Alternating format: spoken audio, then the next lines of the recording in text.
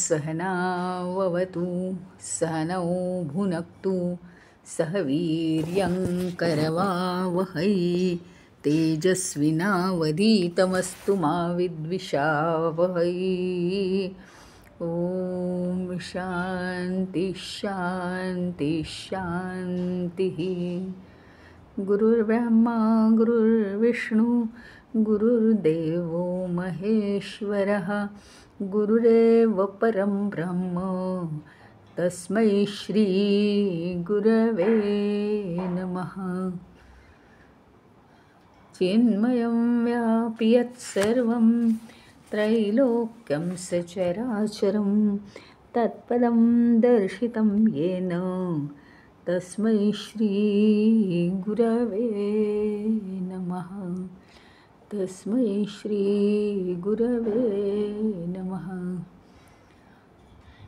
नारदांनी सांगितलेल्या मागच्या सूत्रामध्ये आपण असं पाहिलं होतं की हा जो अगदी भक्तीमध्ये पूर्ण रंगलेला जो भक्त आहे, हा पूर्ण रंगलेला भक्त एखाद वेळेस पूजा करायची विसरू शकतो किंवा एखाद वेळेस काय स्तोत्र म्हणायचं विसरू शकतो. कशामुळे माहिती का? त्या भक्तीच्या नादात तो भगवंताशी एकरूप झालेला आहे, त्या नादात तो विसरू शकतो की करायचं होतं म्हणून. इतका तो भगवंताशी एकरूप झालेला आहे. मग होतं काय? इकडे जर सांगितलेलं आहे की जो शास्त्रांचं रक्षण करतो त्याचंच शास्त्र रक्षण करतात. म्हणजे काय? पुन्हा मार्गावर आणली आहे गाडी की तो जे काही विसरतो ते चुकून माकून विसरतो, मुद्दाम विसरत नाही तो. त्यामुळे एखाद वेळेस, 100 एखाद वेळेस तो विसरला तर ठीक आहे, पण तरीसुद्धा हे कटाक्षाने नारदांनी सांगितलं आहे की तरीसुद्धा जास्तीत जास्त कटाक्षाने आपण शास्त्रांचं रक्षण केलं पाहिजे, शास्त्र पाळली पाहिजेत. म्हणजे जे काही आपण करतो आहोत, मंत्र म्हटले पाहिजेत, पूर्ण या गोष्टी सोडून नाही चालत, कोणत्याच टोकाला पूर्ण जाऊन चालत नाही. आणि त्याच्यासाठी नारद म्हणतात की जो शास्त्रांचं रक्षण करतो त्याचंच शास्त्र रक्षण करतात, हे त्यांनी सांगितलं आहे. ह्यालाच पुष्टी पुढे दिलेली आहे पुढच्या सूत्रामध्ये. कारण काय असतं, ज्याचा मनाशी निश्चय दृढ झालेला आहे की ईश्वराशिवाय या विश्वात काही नाही आणि तो पूर्णपणे त्या भक्तीमध्ये रंगलेला आहे, त्या भक्तीमध्ये तो रंगल्यामुळे होतं काय की त्याला कसलंही भानच नाही आहे, स्वतःला सुद्धा तो विसरलेला असतो. तर बाकीचा गोष्ट सोडा, परंतु हे ऐकल्यानंतर काही लोक याचा गैरफायदा घेतील. कारण भक्तीमध्ये मी वेडा झालो आहे, भक्तीमध्ये मी रंगून गेलो आहे, मग आता मी काही केलं तरी चालतं कारण मला आता ईश्वर भेटलेला आहे. अशा मार्गाने गेलं तर काय भीती असते माहिती का?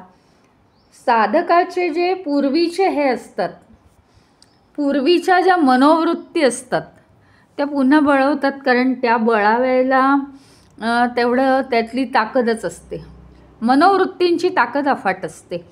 त्यापासून जरी तो तात्पुरता जरी ठीक झाला असला आणि परमेश्वराच्या भक्तीत रमला असला तरीसुद्धा ही मनोवृत्ती आपल्याला केव्हा खाली खेचेल काही सांगता येत नाही. म्हणजे काहीही होऊ शकतं. संपूर्ण धनिक असलेला पूर्ण भिक्षुक होऊ शकतो, इतकी ही मनोवृत्ती वाईट आहे. आणि म्हणून नारदजी सांगतायत आता पुढच्या सूत्रामध्ये. काय सूत्र आहे? अन्यथा पतित्या शंकया, म्हणजे इतकं भक्तीत रमल्यानंतर, भक्तीमध्ये मग्न झाल्यानंतर सुद्धा आपल्याला एक अवस्था अशी येऊ शकते की 2 अवस्था येतात की भक्तीमध्ये तो रंगून जातो आणि स्वतःला विसरतो. मग एखादी गोष्ट धर्मग्रंथ किंवा वेदात सांगितलेले चालरीती मुद्दाम नाही पण चुकून एखाद दिवशी तो विसरतो. इथपर्यंत ठीक आहे. आता दुसरा मार्ग की मनुष्य या मार्गाला लागतो, एकदा चुकलं तर काय झालं, एकदा झालं तर काय झालं, मग दुसऱ्यांदा, तिसऱ्यांदा, 10 वेळा, आणि मग त्याला कदाचित असंही वाटू लागतं म्हणजे एवढा भक्तीत मग्न झालेला सुद्धा खूप खाली उतरू शकतो. इतक्या मनाच्या वृत्ती आपल्या वाईट आहेत. मनाच्या वृत्ती ह्याच्यावर अवलंबून आहेत आपल्या वासनांवर. वासनांपासून आपण जरी दूर झालो तरी काही सांगता नाही येत. किती वासना आतमध्ये शिल्लक आहेत त्या आपल्याला काहीच माहिती नाही आहे ना. पुन्हा पुन्हा त्या आपल्याला खेचतात.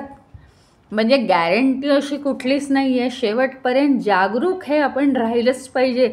एवढं भक्तीमध्ये जरी आपण गेलो असलो तरीसुद्धा आपण असं म्हणता कामा नये की आता मला ईश्वर प्राप्त झाला आहे ना, मग कशाचीच गरज नाही.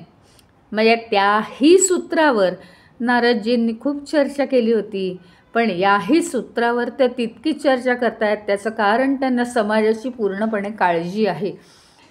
असं जरी झालं असलं, अतिशय नाजूक एक गोष्ट आपल्या नेहमी लक्षात येते की मुलं नेमकं परीक्षेच्या वेळी आईस्क्रीम खातात, त्यांना बरं नसतं. आईला म्हणजे विशेषतः आईला अगदी तारेवरची कसरत असते. बरं तर नाही आहे, आराम तर करू द्यावा लागेल मुलाला. बरं आराम करू दिला तर तो वाहतच जाईल, अजून आराम करतो, समजत तर काही नाही, वयच नाही आहे समजायचं. मग त्याला अभ्यासात मार्क कमी पडतील. अभ्यासात मार्क कमी पडले की वडील ओरडतील, तूच मुलाला लाडवले. मुलालाही ओरडतील, आईलाही ओरडतील. म्हणजे तारेवरची कसरत असते. तसं सगळीकडचं पाहावं लागतं आणि काहीतरी सुवर्णमध्य साधावं लागतो. तसं हे आहे. म्हणजे भक्तीमध्ये रममाण होणं ठीक आहे, पण खरं सांगू का, भक्तीमध्ये रममाण झाल्यावर एक लहान बालकाची अवस्था येते, निरागस बालकाची. पण बालकाच्या वयानुसार त्याला परमेश्वर सुद्धा सोडून देतो. त्याच्या चुकांची त्याला फळं नाही मिळत. पण जसं जसं समजतंय तर समजून उमजून सुद्धा जर तो चुका करत असेल तर त्याला त्याची फळं मिळतात. आता हे झालं. आता हे जर असं आहे तर आपण कसा बालक व्हायला पाहिजे? कसा बालक व्हायला पाहिजे? अगदी ज्याला समज आहे व्यवस्थित असा बालक, समंजस पण बालकाप्रमाणे निरागस, असं आपण व्हायला पाहिजे की मनात कुठलाही वाईट भाव नको, परंतु अतिशय समंजस असायला पाहिजे. म्हणजे शास्त्राचं रक्षण माझ्याकडनं होत आहे की नाही, शास्त्र ग्रंथांना मी काही वाईट म्हणत नाही आहे ना. एक गोष्ट ही नंतर मी काही वेदातल्या कर्मकांडाबद्दल विरुद्ध काही बोलतो आहे का? कारण ते तर काय म्हणजे जीवनाचं सारच आहे सगळं, त्याला मी काही डावलू शकत नाही. नंतर मी असं काही समाजात पसरवतो आहे का, पूजा नाही केली तरी चालेल, हे डावलू शकत नाही. इतका सगळा समज येऊन मग आपल्याला भक्तीमध्ये रममाण झालं तरी चालेल. म्हणजे भक्तीमध्ये रममाण आहे, परंतु हा बॅलन्स, सगळीकडचा बॅलन्स आपण साधायचा आहे. कारण त्यांनी सांगितले काय, हेच सांगितलेलं आहे, अन्यथा नाही तर. म्हणजे भक्तीमध्ये रमला आणि त्याला जर असं वाटलं आता मला भगवंताशिवाय काही नकोच आहे, मग काही नाही केलं तरी चालेल, भगवंत भेटला आहे ना, अशी जर परिस्थिती, म्हणजे त्याला पुन्हा अहंकार आला की नाही, मीपणा आहेच. तर नारदजी म्हणतात असं जर तुम्ही शास्त्र ग्रंथांचं पालन नाही केलं तर काय होईल? अन्यथा नाही तर पतित्या शंकया. पतित्या शंकया, म्हणजे मार्ग इतका चांगला मार्ग भक्तीचा, पण तिथून कोसळण्याची शक्यता आहे, कोसळण्याची शंका आहे मनात.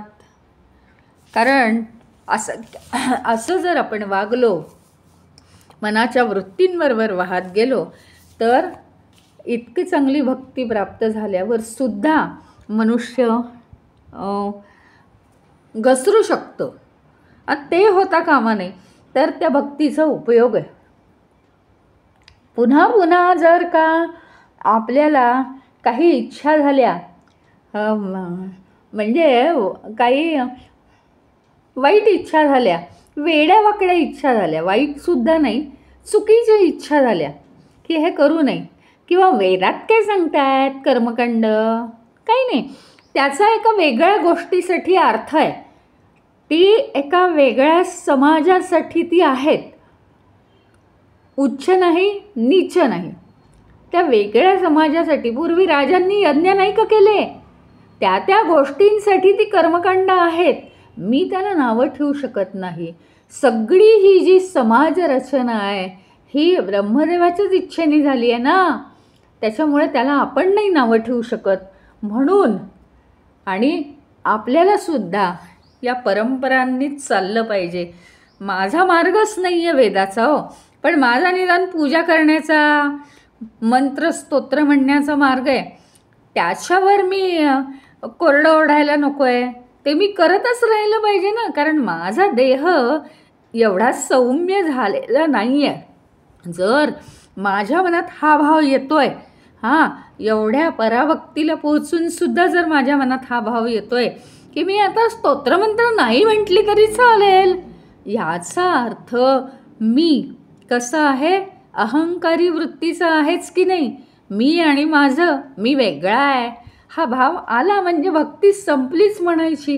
म्हणजे अजून मला स्तोत्रमंत्रांची गरज आहेच, आणि तरच ते सगळे आपलं रक्षण करतील. पुन्हा पुन्हा या वृत्ती, या वासना डोकावतील आपल्यामध्ये. पण भक्तीच्या पूर्णत्वाला जर जायचं असेल तर या सगळ्या वृत्तींचा हळूहळू आपण सतत त्याग करायला शिकलं पाहिजे. आणि केवळ आपण सगळ्यावर मात करून ईश्वराचंच स्मरण सतत चालू ठेवलं पाहिजे, ईश्वराचीच पराभक्ती चालू ठेवली पाहिजे.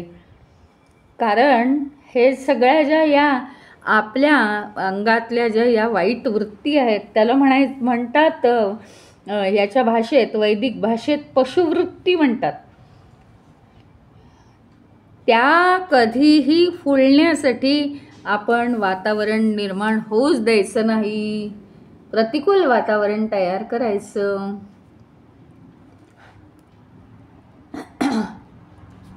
आणि दिव्य मार्ग जर आपल्याला हवा असेल तर स्वतःला आपण या वाईट प्रवृत्तींच्या खाचखळग्यातनं वाचवलं पाहिजे. आणि म्हणूनच आपलं सारखं मन कशात गुंतलं पाहिजे माहिती का.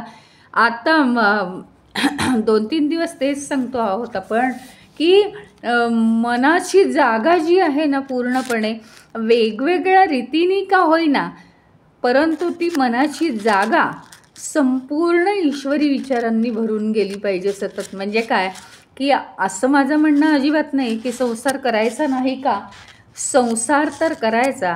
संसारातले विषय जेव्हा आवश्यक आहेत तेव्हा 2 मिनटं काय म्हणतोयस, ठीक आहे हे करायचं.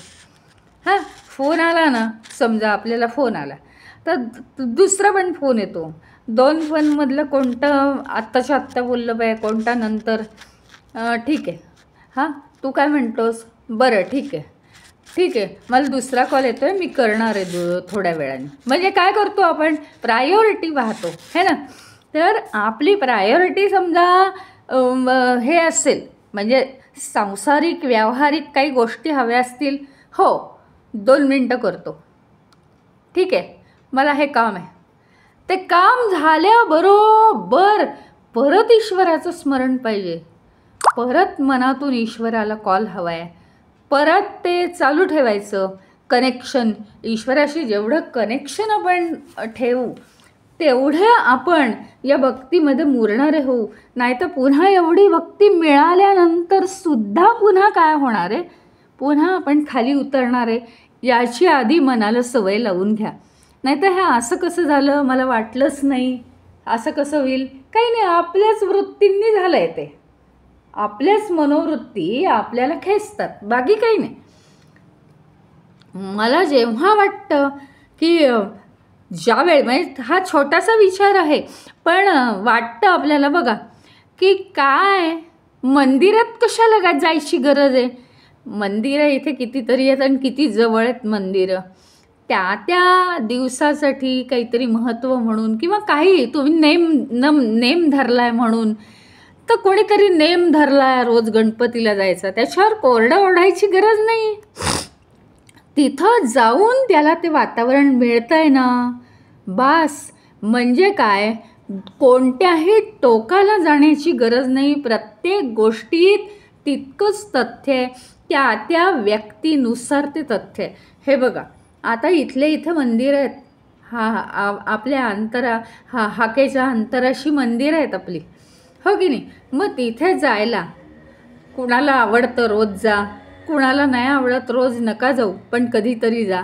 काहीही करा, जाणं आणि न जाणं दोन्ही काही अयोग्यही मी म्हणत नाही, योग्यही म्हणत नाही. हे बघा, ज्याला जेव्हा वाटेल तेव्हा त्यांनी मंदिरात जावं. हा विषय कसा आहे आपला बघा, या दृष्टीने मी सांगते की मंदिरात गेलं तरच ईश्वर भेटतो का, घरात बसून सुद्धा भेटतो ना. हे वाक्य जवळच्या मंदिरासाठी अजिबात योग्य नाही. पण जर आपले खूप हाल होणार असतील एखाद्या लांबच्या तीर्थक्षेत्री जाऊन, तर मग हे वाक्य योग्य आहे. ज्यावेळी सहज रीतीने ईश्वर आपल्याला मंदिराच्या पवित्र जागेत भेटू शकत असेल तेव्हा आपण तिथे जावं. आणि ज्यावेळी घरात राहून भेटत असेल, घरात राहून भेटत नाही. कारण काय होतं, आपल्याला 100 कारणं असतात, त्याच्याकडे लक्ष द्यायला वेळ नसतो. म्हणजे नारदांचं हे असं म्हणणं आहे की कुठल्याही गोष्टीच्या टोकाला जाऊ नका, पण वृत्ती वाईट होणार नाहीत याचं भान ठेवा. आपली वृत्ती खालच्या दिशेने जाता कामा नाही, मनाची वृत्ती, एवढं फक्त आपण भान ठेवलं पाहिजे. जोपर्यंत आपल्या मनात पूर्णपणे गच्च ईश्वराची भक्ती, वेगवेगळ्या मार्गाने, हे भजन किती छान आहे, पूर्ण ईश्वर डोळ्यासमोर उभा राहतोय, हा पॅरेग्राफ किती छान आहे, हे वाक्य किती सुंदर आहे, सारखं मला ते म्हणावं असं वाटतंय, हा एक्सरसाइज किती छान आहे, मी सारखा तो करणार आहे. अशा रीतीने ईश्वराची भक्ती केली तर आपल्याला, आणि या श्लोकामधून, या सूत्रामधनं एक महत्त्वाचं सांगितलं आहे, आपल्याला देह असेपर्यंत या संसाराची बंधनं कधीही तोडता येत नाहीत. बंधनं याचा अर्थ या विश्वाचे नियम तोडता येत नाहीत. जे नियम घालून दिलेले आहेत, मग काय याच्यात अर्थ आहे, काय त्याच्यात अर्थ आहे, कशाला करायची आहे पूजाच करू नये, हे चुकीचं आहे. ज्याला जे वाटेल ते करावं, पण अशा विषयांवर समाजात चर्चा करून लोकांचे विचार वाईट करू नयेत. जोपर्यंत ईश्वर मनात आहे तोपर्यंत आपल्याला ईश्वराची जाणीव होत राहते, आणि जोपर्यंत जाणीव होत राहते तोपर्यंत आपण खालच्या पातळीला उतरत नाही, आपण आपली कर्तव्य पार पाडत राहतो.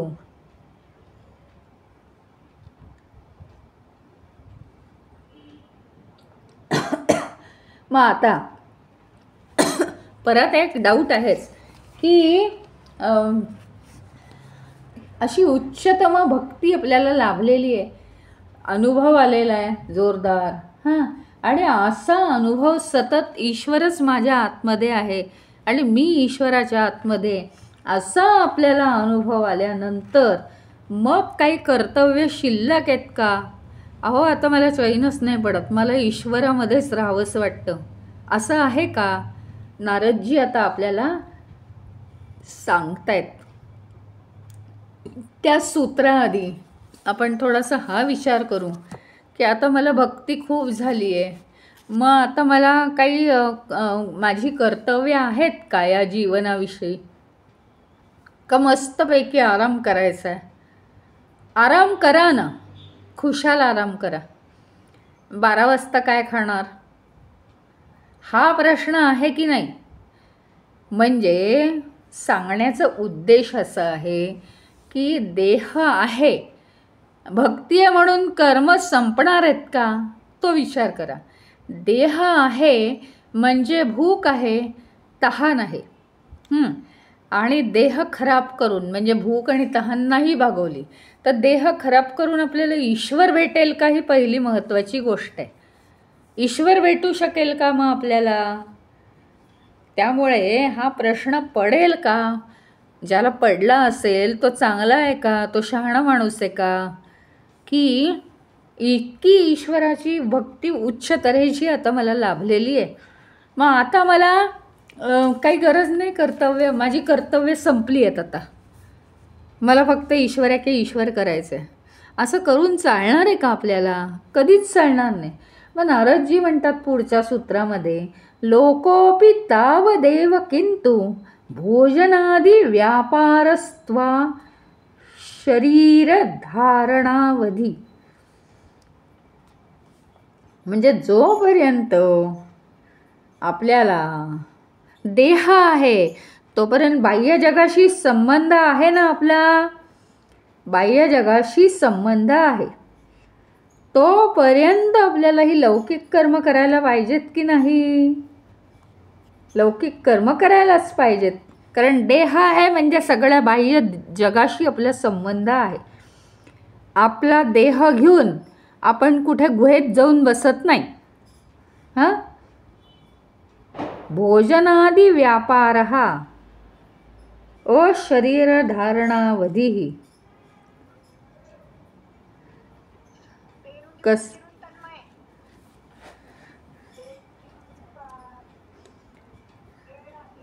अशरीर धारणावधी म्हणजे शरीरानं जोपर्यंत आपण धारण केलेलं आहे तोपर्यंत सगळे आपल्याला व्यापार आहेत, भोजन आहे, तहान आहे, सगळं आहे. आणि हे जोपर्यंत आहे तोपर्यंत कर्तव्य तर करावीच लागणार. म्हणजे ईश्वरापासून आमचं मन दूर जाईल का हे म्हणण्याचा प्रश्न आहे. ईश्वरापासून आमचं मन दूर जाणार आहे का? तर नाही, आमचं मन ईश्वरापासून दूर जाऊच शकत नाही. कारण आम्हाला ईश्वराला आम्ही सामंजस्याने प्राप्त केलेलं आहे आणि लोकव्यवहार आम्हाला करावाच लागणार आहे. त्याला नाईलाज आहे. लोकव्यवहार हा करावाच लागेल आणि ईश्वराला आम्ही पूर्णपणे प्राप्त करून घेतलेलं आहे. आम्हाला ती कुशलता आहे. सगळं करताना सुद्धा आम्ही ईश्वराला सोडूच शकत नाही. आता इतकी पराकोटीची भक्ती आम्हाला लाभलेली आहे.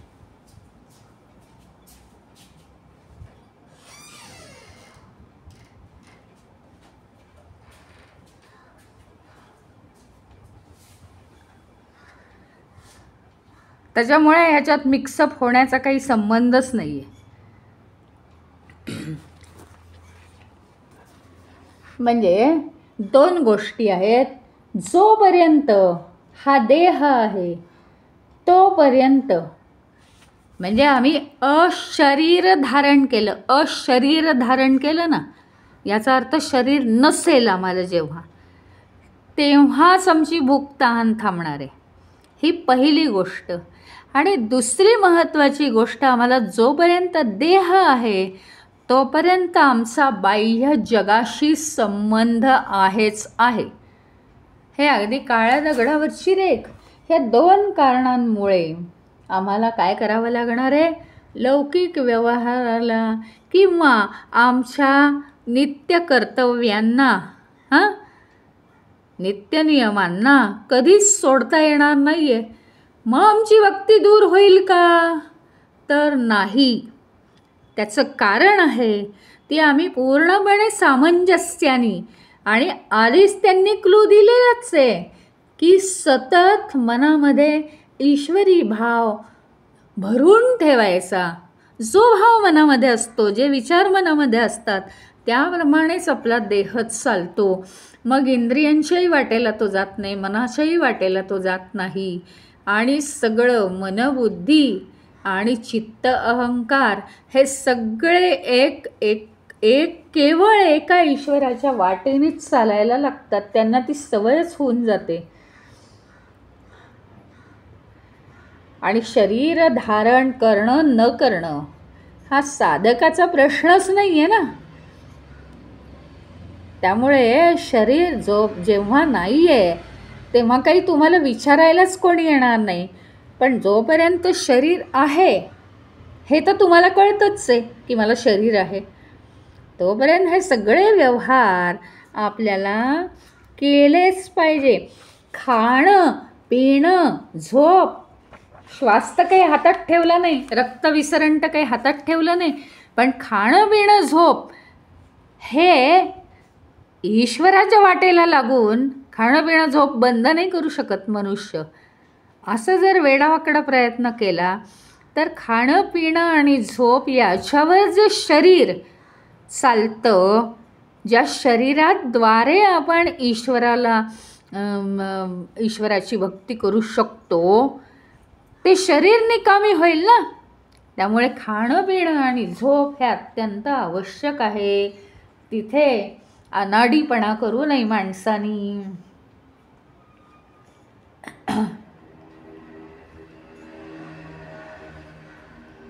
सगळे आपल्याला मानवाचे व्यवहार हे पाळलेच पाहिजेत. आणि सगळी ही जी साधनं आहेत, देह मन बुद्धी इंद्रिय चित्त अहंकार, अहंकार म्हणजे अहंकार, की मला काही त्रास झाला, मला काही होतं आहे, हां, तर मला त्याच्यावर उपाय केला पाहिजे. साधी गोष्ट आहे, मच्छर चावला तर मला तो मारला पाहिजे, किंवा काही आणखी नाही काही. ह्याच्यामुळे काय होणार आहे की ते सगळं मला चालूच ठेवलं पाहिजे.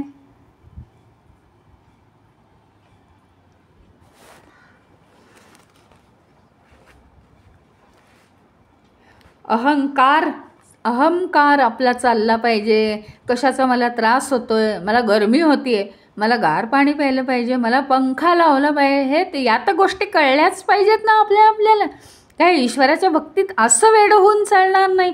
कारण ज्या शरीराच्याद्वारे तुम्ही हे सगळं करता आहात, त्या शरीराला तुम्हाला चांगलंच ठेवलं पाहिजे. कारण असे सुद्धा अनाडी लोक आहेत की शरीराची काळजीच घेत नाहीत, वनामध्ये फिरत राहतात. पण आजच्या लोकांच्या तब्येती या पूर्वीच्या लोकांसारख्या नाही आहेत. आणि पूर्वी वनामध्ये राहणारे जे लोक होते त्यांना या वनौषधींची वगैरे चांगलीच माहिती होती, आणि त्यांना ते सगळं चालायचं. आज एवढे सुखासाधनेत आपण राहिलेलो, आपल्याला लगेच रस्त्यावरचं सुद्धा ऊन बोचायला लागतं, ते वनातलं ऊन कुठलं सहन होणार आहे. त्याच्यामुळे आपण सगळे शरीर धर्म हे पाळले पाहिजेत. जी जशी आपली तब्येत असेल त्या दृष्टीने आपण वागायला पाहिजे. आणि सगळ्या आध्यात्मिक सुद्धा साधनांचं आपण आचरण केलंच पाहिजे. आपण त्याच्यापेक्षा कोणी शहाणे नाहीच आहोत. कारण त्या जपानी बरं का, तो जप करून करून आपलं जे वासना ज्या आहेत ना, वासना तुम्हाला माहिती आहे ना, तव्यावर पोळी तशीच ठेवून दिली तर थोड्या वेळाने म्हणाल तो पापड झाला, अजूनही तशीच ठेवली तर तो दगड होईल, दगडच होईल. तर ह्याचा अर्थ काय? पुन्हा वासना, पुन्हा वासना, पुन्हा कुठलं तरी आपलं शरीर धारण केलं त्या वासनांच्या पायी, पुन्हा वासना, पुन्हा शरीर धारण केलं. त्यामुळे त्याचा ओरिजिनल मऊपणा संपलेला आहे. अत्यंत कठोर कातडी झाली आहेत आपली. कितीही वासनांनी भरलेलं हे देह जो आहे तो आपण घेऊन चालू शकतो. आणि त्याच्यामुळे आपण आज जर भक्तीपासून, ईश्वरी भक्तीपासून जर आपण लांब गेलो आहोत, तर त्यात जास्तीत जास्त सौम्यता येण्यासाठी अगदी अंतर आतड्यापासून, हे आतड्यांचे जेवढे लेव्हल्सचे स्तर आहेत तेवढे सगळे स्तर मऊ होत होत होत जाऊन आतपर्यंत, हाडांपर्यंत आपल्या जपाचा आवाज आला पाहिजे. इतकं त्या जपानी ते सगळं अंतःकरण सॉफ्ट सॉफ्ट सॉफ्ट होत जातं, अतिशय मऊ मऊ होत जातं. आणि म्हणून जप केलाच पाहिजे, पण तो जप करताना अतिशयोक्ती नको. कारण तो जप म्हणजे का नुसती तोंडाची बडबड असं पण व्हायला नको. आणि तुम्हाला तर माहिती आहे, आपण जपाचे प्रकार पाहिलेत की नाही? जपाचे आपण प्रकार पाहिलेले आहेत की म्हणजे जो मोठ्याने केला जातो जप, त्याने किती % आपल्याला फळ मिळतं? 25%. जो हळू आवाजात केला जातो त्याने 50% फळ मिळतं.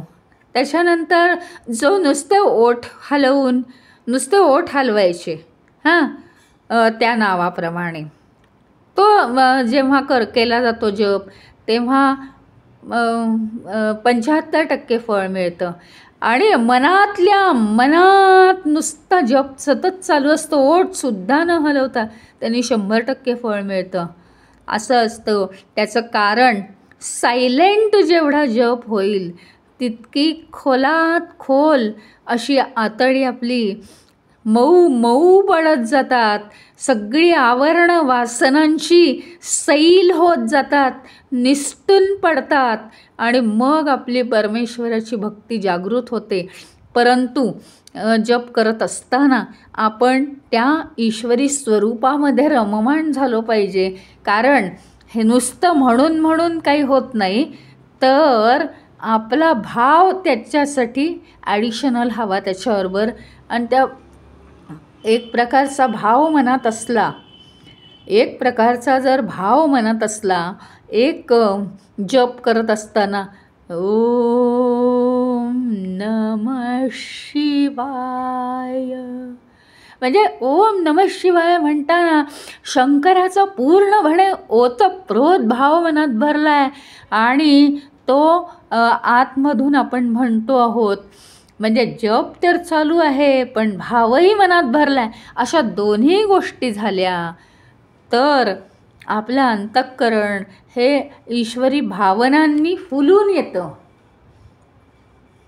आणि म्हणून सगळी आध्यात्मिक साधनं केली पाहिजेत. अरे पूजा केली तर काय होतं? पूजा केली तर त्याचे भाव आपल्या मनामध्ये राहतात की परमेश्वरा बघ, हे फुलंसुद्धा ही माझी नाही आहेत, हे तूच दिलेलं आहे. आता तुला मी आरती ओवाळतो आहे, तुला काही तेजाची गरज नाहीच आहे, तरी मी आपलं ओवाळतो आहे अज्ञानाने. खरं तर काय आहे की असं या दिव्यासारखं माझं जीवन तेजोमय होऊ दे, तू आता माझ्यावर कृपा कर.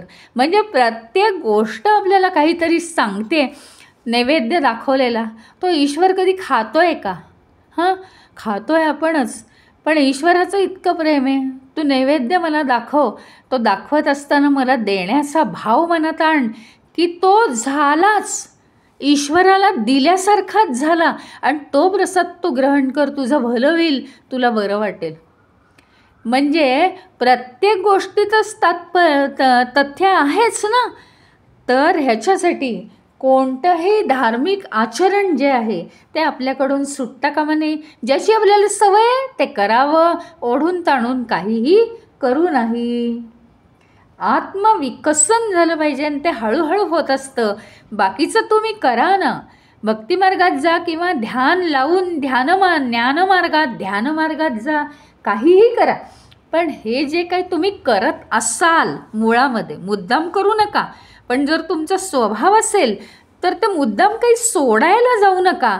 त्यांनी ते चांगलंच होणार आहे, त्यांनी आपल्याला फायदेशीर ठरणार आहे, मदतनीस होणार आहे ते.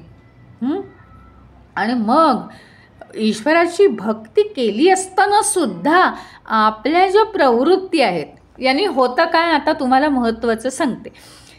ईश्वराची भक्ती करायला लागल्यावर आपण ईश्वराशी एकरूप होऊ शकतो.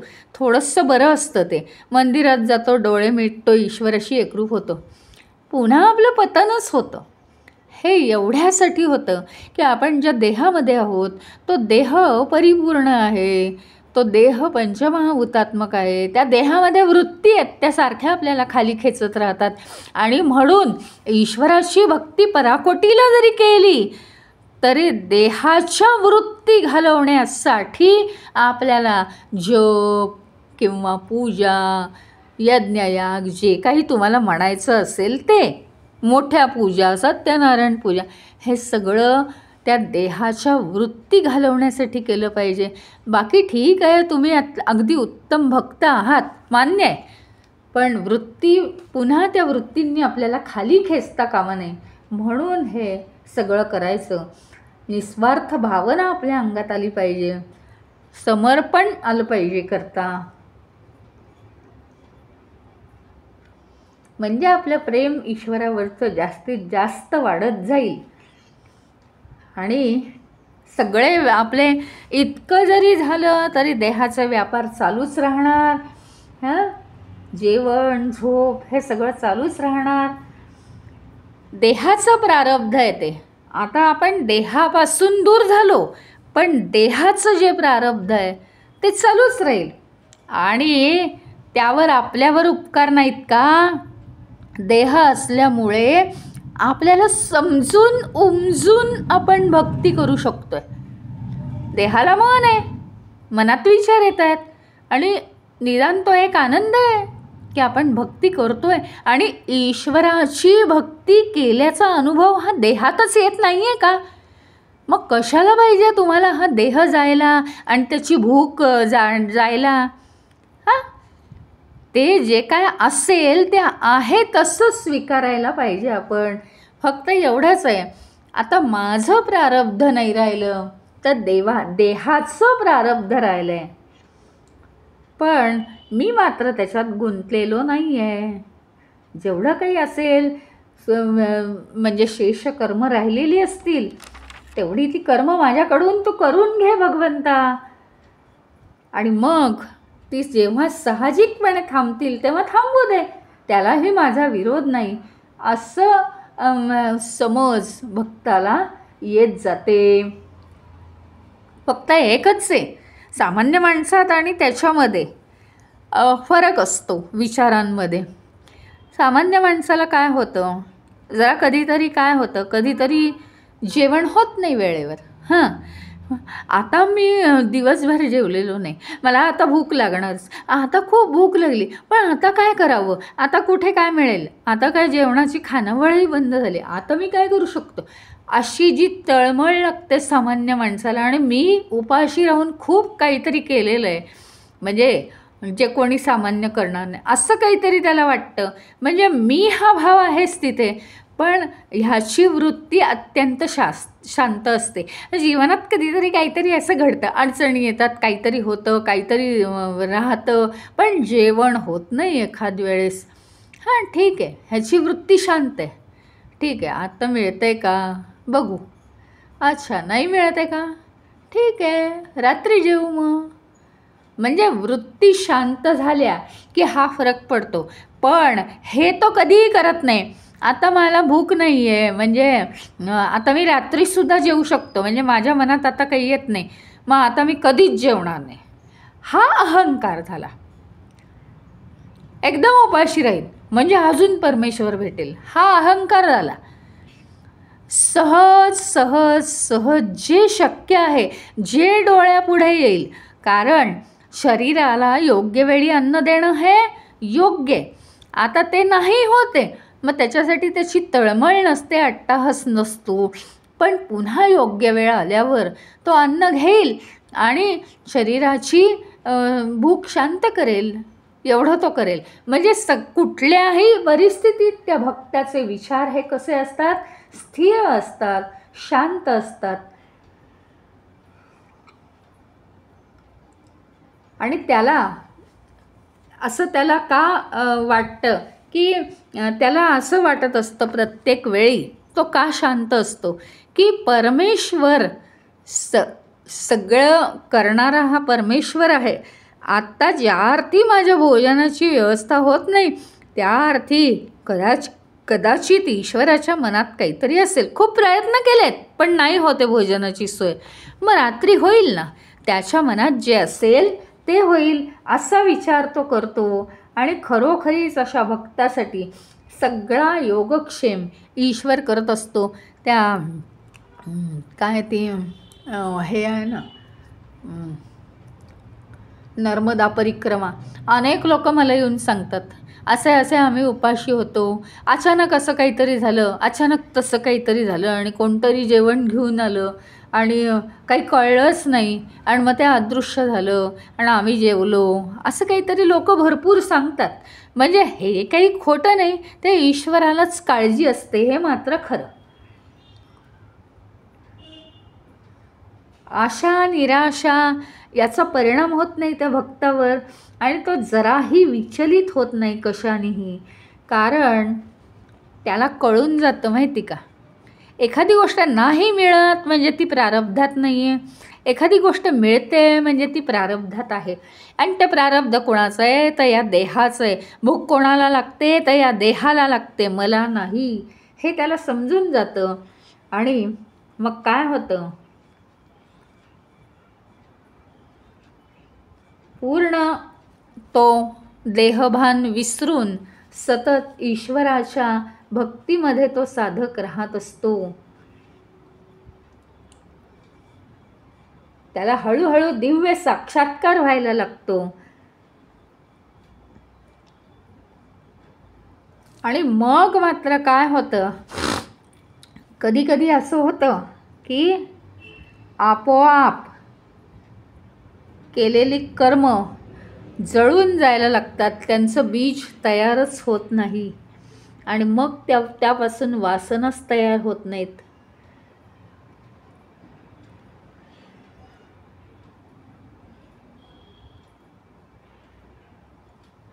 काय असतं माहिती का, हे का टाळू शकत नाही. म्हणजे हे जे मी म्हणते ह्याचं स्पष्टीकरण पुन्हा एकदा देते. कर्म, आत्ता मी बोलले एक वाक्य, कारण ह्याच्यात गोंधळ होण्याचा संभव आहे. कर्म तिथल्या तिथे जळून जातात आणि त्यांचं बीजच तयार होत नाही. तुम्हाला माहिती आहे ना, कोणतंही झाडाचं बी लावायचं असेल तर ते आपण जर गॅसवर ठेवलं तर ते बी जळून जाईल. ते लागेल का, झाड तयार होईल का त्याचं? नाही. एकदा बी जळलं की झाड नाही तयार होत. त्याच्याप्रमाणे त्याची कर्म जळून जातात. या वाक्याचा अर्थ आता तुम्हाला मी समजावून सांगते की सध्या तो ईश्वराच्या भक्तीमध्ये पूर्णपणे रमलेला आहे, पूर्णपणे मग्न आहे. अशा वेळेस तो जी कर्म करत आहे ती कर्म आता त्याची जळून जायला लागली आहेत. म्हणजे काय, त्याच्यापासून परत वासना, परत कर्म, परत हे झालं, परत ते झालं नाही. त्याचं कारण ती कर्म करत असताना मनात एवढा शुद्ध ईश्वराचा भाव आहे की आता त्याच्यापासून मनातला भाव वाईट झाला, कर्म चुकलं, असं काही होतच नाही. दुसरी महत्त्वाची गोष्ट, प्रारब्ध हे मात्र देहाबरोबर असतं. हा दुसरा मुद्दा आहे त्यातला. प्रारब्ध या शब्दाचा अर्थ माहिती आहे का?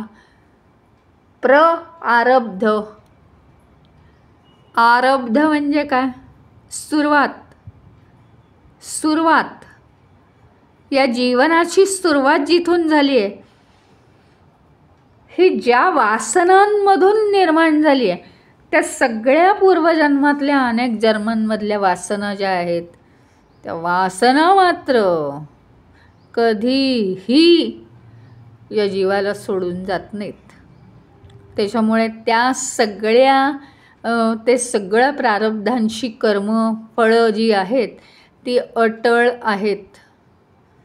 त्याच्यामुळे काहीही झालं तरी त्याला वाटतं की हा देह मला मिळाला आहे. तो देहापासून लांब असतो, तो ईश्वराशी एकरूप झालेला असतो.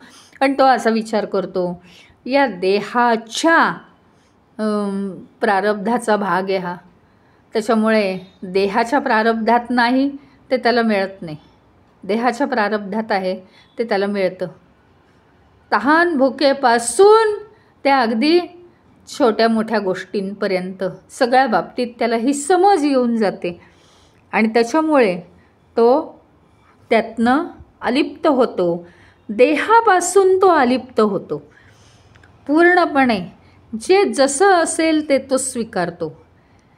2 गोष्टी आहेत, त्याची कर्म ईश्वरी भक्तीमध्ये पूर्णपणे मग्न झाल्यामुळे तिथल्या तिथे कर्माची बीजं जळून जायला लागतात. याच्यात वर्तमान काळी कर्म ते मी स्पष्ट केलं आहे. चालू कर्म, कारण त्याने परमेश्वराला पूर्णपणे व्यापून टाकलेलं आहे.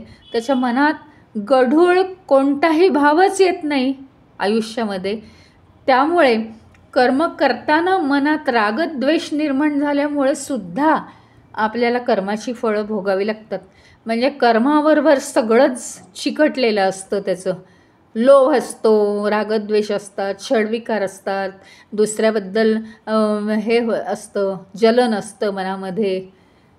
तर ते सगळं त्याच्यात एकही भाव वाईट नसतोच, म्हणून त्याच्या कर्मांची बीजं जळतात चालू काळातली.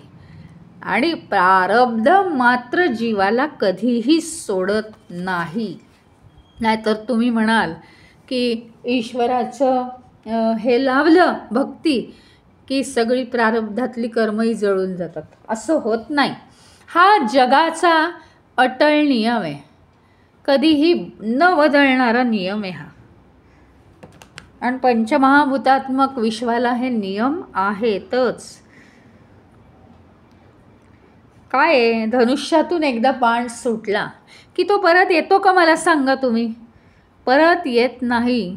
फक्त श्रीरामाचे बाण परत येत होते, कायमचं लक्षात ठेवा. अनंत बाणांचा भाता होता श्रीरामांचा. तर ते श्रीरामाचं एक कौतुकच आहे की मी जे बाण मारतो आहे ते केवळ त्या व्यक्तीतली वाईट वृत्ती जाण्यासाठी. ज्या व्यक्तीच्या वृत्ती शरीरालाच खूप चिकटल्या आहेत रावणासारख्या, त्यांना आता शरीरालाच मला मारावं लागतं आहे. परंतु नेहमी रामायणात उल्लेख आहे की बाण मारलेले रामाच्या भात्यात परत आलेत, कारण त्याचं मन इतकं शुद्ध आहे की मी कोणताही बाण हा दुष्टबुद्धीने मारत नाही आहे. बाकीचे कुठलेही नशिबाचे मारलेले बाण कधीही परत येत नाहीत. एकदा चुकलं की त्याचं भोगावंच लागतं फळ. आणि ते आत्तापर्यंतचे जेवढे जन्म आहेत त्याच्याबद्दल तर आपल्याला अज्ञानच आहे.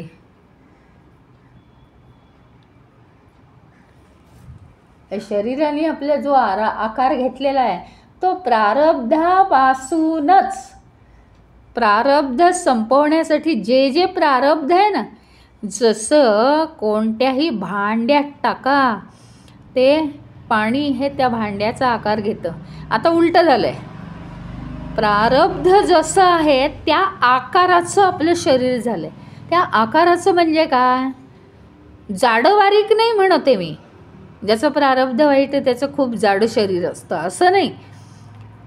प्रारब्धाप्रमाणे आपल्या देहाला आकार आहे. म्हणजे आपल्या वृत्ती, आपली बुद्धी, आपली इंद्रिय बाहेर भटकतात, नाही भटकत, भक्तीकडे वळतात, नाही वळत. सगळ्या आपल्या वृत्ती वगैरे प्रारब्धानी या देहाचा आकार घेतलेला आहे. प्रारब्धामुळे या देहाला आकार आलेला आहे. तसे तसे ते वृत्ती आहेत. प्रत्येकाच्या कमी जास्त वृत्ती आहेतच. कोणी जास्त हुशार नाही. आत्मज्ञान सुद्धा काय आहे,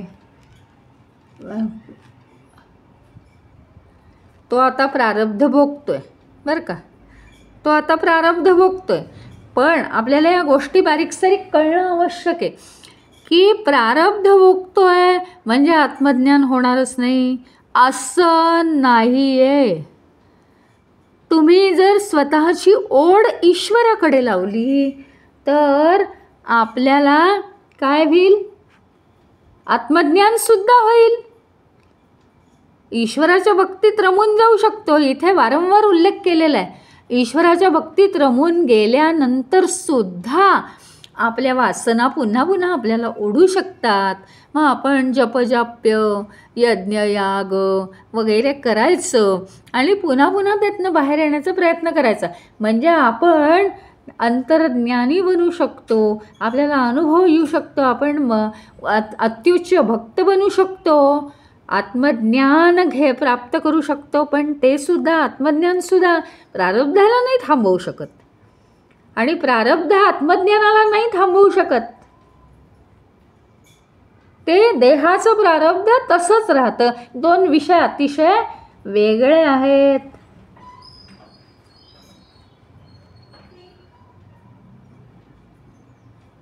आत्मज्ञान कधीही प्रारब्धाला थांबवू शकत नाही. त्यांनी सतत जर ईश्वराची अनुभूती घ्यायचं ठरवलं तर देहाला तिकडे प्रारब्ध भोगू दे, पण तो इकडे ईश्वराचा आनंद लुटत राहतो.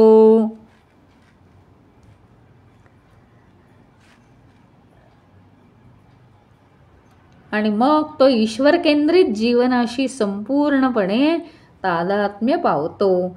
इथे आज अध्याय 1 आणि विभाग 2 भक्तीचं महात्म्य सांगणारा हा विभाग आज इथे संपलेला आहे.